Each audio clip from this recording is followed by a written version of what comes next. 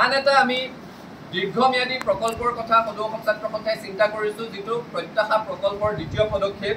আৰু এই পদক্ষেপৰ অধীনত সদৌ অসম ছাত্ৰ সন্থাই অসমৰ পৰা নিৰ্বাচিত ২৬ গৰাকী ছাত্ৰ ছাত্ৰী যুৱক যুৱতী আৰু উত্তৰ পূবৰ আন ৰাজ্যসমূহৰ পৰা উত্তৰ পূৰ্বাঞ্চল ছাত্ৰ সংগঠনৰ যিসমূহ সহযোগী সংগঠন আছে তেওঁলোকৰ দ্বাৰা প্ৰত্যেক ৰাজ্যৰ দুগৰাকীকৈ মুঠ ১৪ গৰাকী, অৰ্থাৎ অসমৰ ২৬ গৰাকী, উত্তৰ পূৰ্বাঞ্চলৰ আন ৰাজ্যৰ ১৪ গৰাকী, মুঠ ৪০ গৰাকীকৈ যুৱক যুৱতী ছাত্ৰ ছাত্ৰীক প্ৰতি বছৰে UPSCৰ অসামৰিক সেৱাৰ প্ৰশিক্ষণৰ কাৰণে দিল্লীত পঠিয়াই প্ৰশিক্ষণ গ্ৰহণ কৰাৰ ব্যৱস্থা কৰি দিবৰ কাৰণে সিদ্ধান্ত গ্ৰহণ কৰিছোঁ।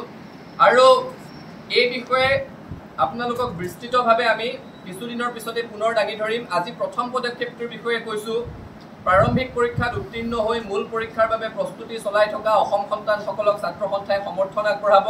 তেওঁলোকৰ মূল পৰীক্ষাৰ প্ৰস্তুতিৰ বাবে অনলাইন বা অফলাইন যি ধৰণে তেওঁলোকে বিচাৰে, দেশৰ যি প্ৰতিষ্ঠানতে তেওঁলোকে বিচাৰে, তেওঁলোকৰ প্ৰস্তুতিৰ ক্ষেত্ৰত ছাত্ৰ সন্থাই সমৰ্থন আগবঢ়াব।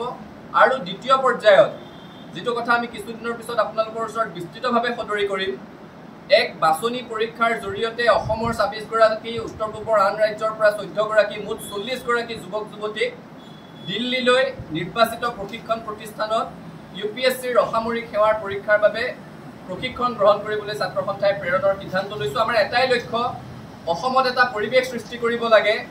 কাৰণ ৰাজস্থানৰ কথা যদি কওঁ, তাত এটা মীনা নামৰ জনগোষ্ঠী আছে।